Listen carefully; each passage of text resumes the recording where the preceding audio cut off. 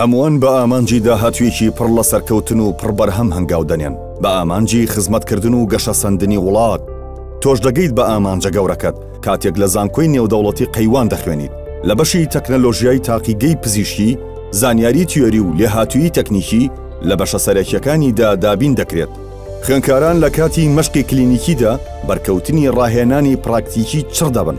لە بەشە جیاوازەکانی تاقیگەدا لەم پرۆگرامە پڕبەرهەمەدا تەواوی چالاکیە گرنگەکانی وەک سیمینار، کۆبوونەوەی پراکتیکی، مەشقی کلینیکی و فێربوون لەسەر بنەمای پرۆژە ئەنجام دەدرێن.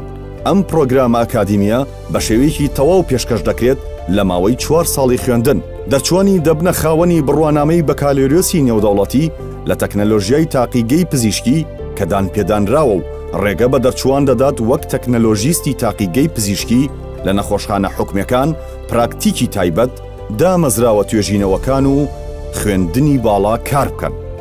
زانکۆی نێودەوڵەتی قەیوان فرەنچایزی هەردوو زانکۆی UTM و UITMی مالیزیە. دەرچوانی ئەم بەشە دەبنە خاوەنی بڕوانامەی بەکالۆریۆسی نێودەوڵەتی لە زانکۆی UITMی مالیزی.